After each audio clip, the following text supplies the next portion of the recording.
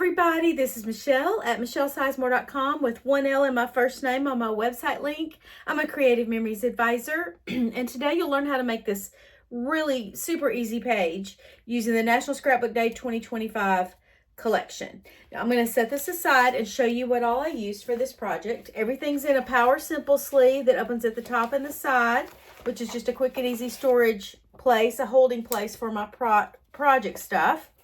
I use this photo mat. This is here. Let me make sure you can see this. Yeah, this is right here. I cut it in half, and this is here. And I put some ruled paper on the top of it. So there's that. I use this beige cardstock right here. I use this light blue cardstock right here. The brown. Nope, I didn't use the brown. Yeah, I did. I used the brown for these little hearts. This is a wood grain paper. It came from the Wonderful Day collection. I used a different collection for that. It has a lot of wood grain paper in it. I love that collection mostly for the wood grain paper. I like everything else too, but I bought several of those just for this paper because I love it. And then I used this paper as the background, which came from the Scrapbook Day collection. And then this is the paper. Well, I didn't actually use this paper here. I used the mat here, but this is a paper that looks like that. So I'm going to set that aside. So all of these papers, except for this one and even the cardstocks, all of those came from the National Scrapbook Day 2025 collection. So everything's together. All right, well, let's get started. It's really easy to make this page. Oh, let me show you one more thing. I used these little potted plants die cuts. These are already pre-cut for you. So alrighty, let's set this aside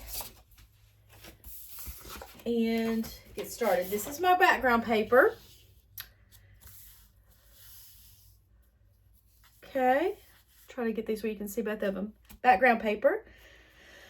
We'll start by cutting these in half. So I'm going to grab my photo trimmer and I just want to cut literally along this line right here. So I'm going to line that up. The blade comes down right here at the edge. So I'm going to line that up right there where the blade comes down. And yeah, I cut just a little bit off. So I'm going where it still shows some white. So I'm going to just cut a little bit more off there. I think that'll be perfect. Yeah, that's good. So now it just looks like this. And then this one looks like this. So I would mount this one. This goes here. And this goes here. I'm not going to mount things down yet. Now I put some ruled paper in there. So let's do that. And I forgot to get out the ruled paper. So give me 1 second. I'm going to grab that. Here's a scrap piece of our white ruled paper, and I'm going to measure that little piece to see what size to cut it, just because I don't remember. It needs to be, and let me show you. So this is just white in the middle, so I basically wanted my ruled paper to just cover up the white space. So that was about 2.5 inches wide.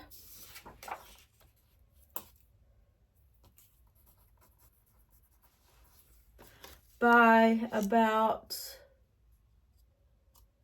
3.5 inches long. Okay, so I'm going to cut that.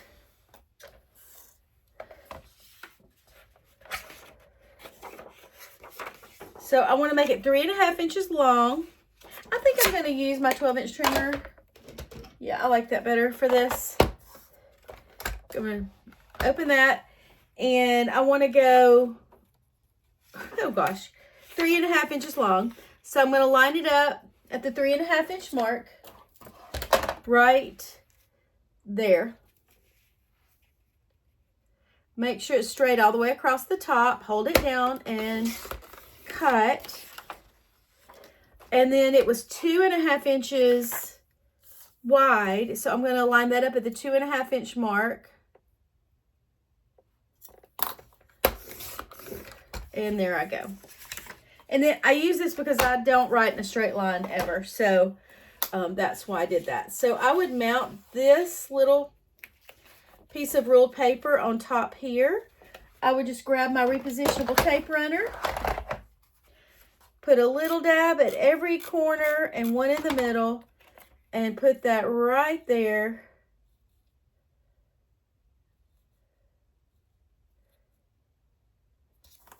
And then I have a journal box. I make my own journal boxes all the time because I find, as much as I love the variety mats and cards, I tend to use them more for decoration than journaling because they are bigger than I like to journal usually. So sometimes I just use them and make my own, or I'll use paper and make my own. Okay, so that's how I got those two pieces. So now let's do the border. I'm going to grab this beige paper and let's get my ruler.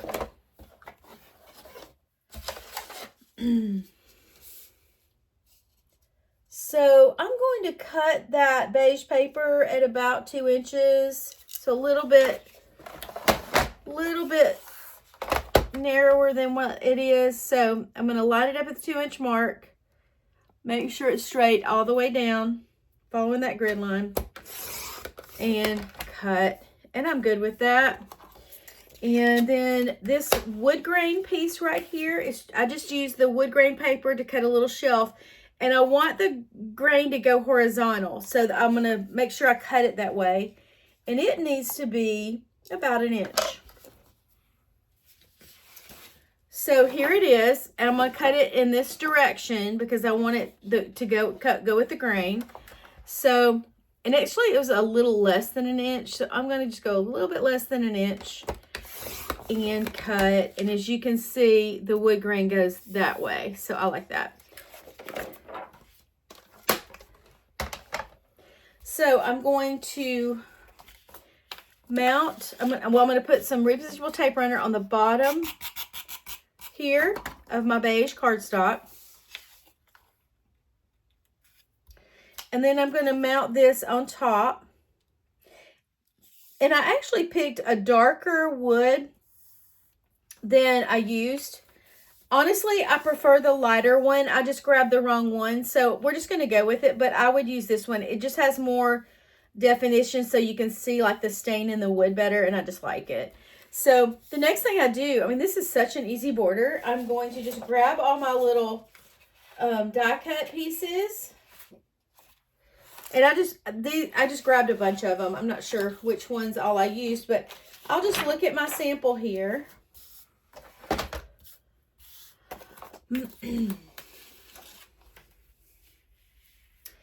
And copy it. Let's put it underneath here. So this one was here. Let's grab this one. And I just tried to alternate the kinds of pots and plants. I put this one here. This one here. There's a yellow one here that I ran out of, so I can't grab it. This one goes here. And y'all, I think this one was actually in a row of 3 or 4.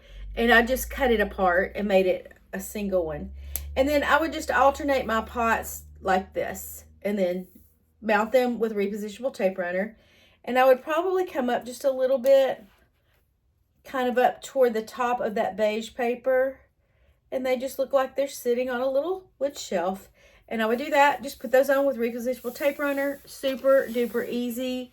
Put these on with repositionable tape runner here and here. Add my photos. This shows the size of the photos: 4x4, 4x4, 4x4, excuse me, 4x5 1/4, 4x5 1/4. And then for these little hearts, I just had this little space that I wanted to fill. I used my little, I use this all the time. This came in a pack of 3 punches, and it's called a trio pack, and I can't remember the name of it, but it has this little heart, it has a little flower petal, and it has something else. I can't remember, but this is the one I use the most. The little circles are great for eyeballs or bubbles, and I use the hearts all the time. You're going to open it up like this, and I want to grab my brown and blue cardstock and just cut some hearts put it inside there, punch, punch,